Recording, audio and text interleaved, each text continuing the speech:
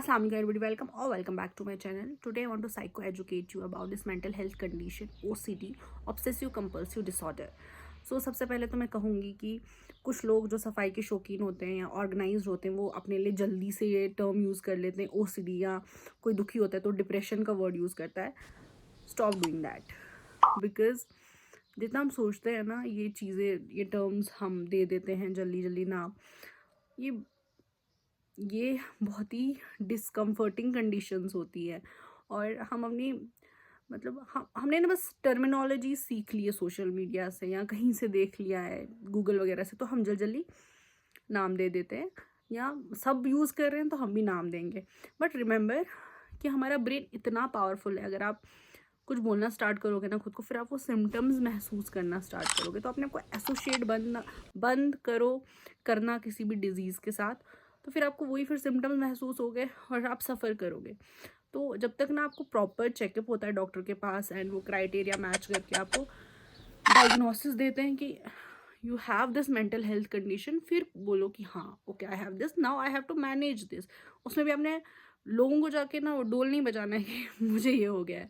सो सबसे पहले refrain from doing this. ये आप टर्मिनोलॉजी अपनी छोटी छोटी चीज़ों के लिए यूज़ करना बंद कर दो. सो ये वीडियो किसी भी आई डोंट नो मैंने पीछे मेंशन किया या नहीं, बट किसी भी मेडिकल हेल्प का सब्स्टिट्यूट नहीं है. ये इन्फॉर्मेशन के लिए वीडियो है. Now what is OCD, obsessive compulsive disorder. Now disorder का मतलब तो आपको पता ही होगा. Let me define you obsession. So OCD में क्या होता है कि किसी को ना थॉट्स आ रहे होते हैं बार बार, अनवांटेड थॉट्स जो आप नहीं सोचना चाह रहे हो, बार बार बार बार बार बार वो थॉट्स आ रहे हैं. Even you are trying to stop your brain, but वो खुद ब खुद जो है आ रहे हैं. And in some you know extreme cases mental images, hallucinations होती है.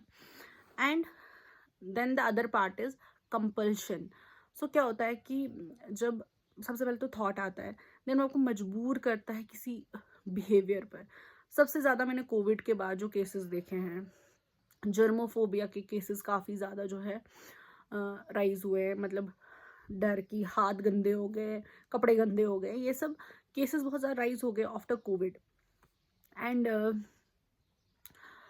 मतलब कंपल्शन, इसमें मैं ये बोलूँगी कि कभी किसी को किसी को OCD में थॉट्स आ रहे होते हैं कि मेरे हाथ गंदे हैं, वो 10 बार हाथ धोते हैं, या मेरे कपड़े गंदे हैं, या वो 10 बार नहा लेते हैं.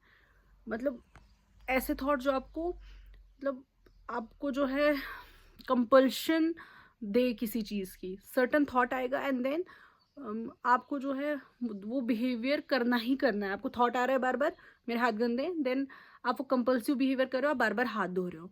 सो OCD ये कोई एक छोटी सी चीज़ नहीं है, it's a mental health condition, बहुत ख़राब. कोई तो बहुत एक्सट्रीम केसेस होते हैं. एक केस मैंने देखा था जिसमें एक लड़की को थॉट आते थे, वो बस इधर उधर चलती रहती थी. सो OCD कुछ केसेस में बहुत ज़्यादा एक्सट्रीम होता है. तो सबसे पहले इसका यही सिम्टम है कि आपको बहुत ज़्यादा अगर थॉट्स आ रहे हैं, कंटिन्यूसली आप कंट्रोल कर रहे हैं, तो that is obsession part. And अगर आप कोई ऐसा बिहेवियर कर रहे हैं दैट इज़ अनयूजुअल, हाथ धो रहे हैं बार बार, या चल रहे हैं एक जगह, बैठ नहीं पा रहे हैं, दैट इज़ कंपल्शन. ठीक है. तो अगर आपको कुछ ऐसे सिम्टम्स फील होते हैं, साइकाइट्रिस्ट के पास प्लीज़ विजिट करें. बिकॉज कभी कभी ना लोग अवेयर नहीं होते हैं कि उनको कुछ फील हो रहा होता है, एंड वो अवेयर नहीं होते हैं कि हमें क्या है, तो उनको नहीं पता है कहाँ जाना है. तो आपने जाना है साइकाइट्रिस्ट के पास अगर आपको बार बार कोई अनवांटेड थॉट्स आ रहे हैं. Exposure therapy, talking therapy, medication, ये कुछ अदर जो है ट्रीटमेंट्स हैं OCD के लिए. ठीक है. बट कुछ मैं अपनी एक इंसाइट देना चाहूँगी.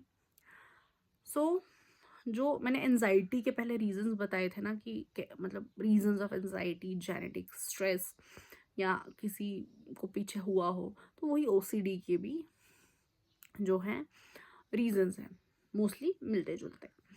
तो क्या है कि आप जो है रिपीटिशन से अपनी OCD ठीक कर सकते हैं. अगर ये माइल्ड लेवल पे एफर्मेशन से ठीक कर सकते हैं.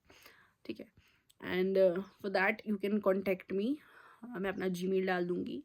मैं आपको वहाँ पे बेटर तरीके से समझा सकती हूँ। अगर किसी को प्रॉब्लम है तो आप प्लीज़ मुझे ईमेल करें, मैं समझा दूँगी।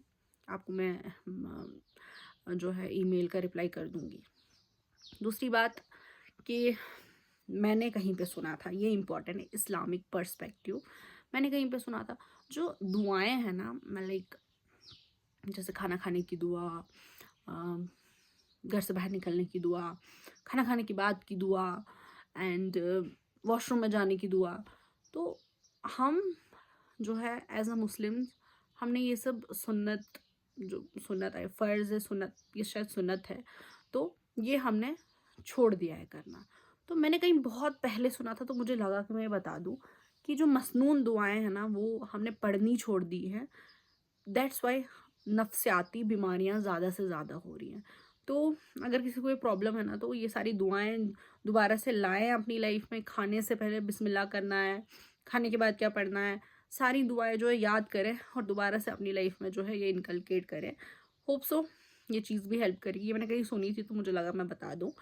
सो टेक केयर।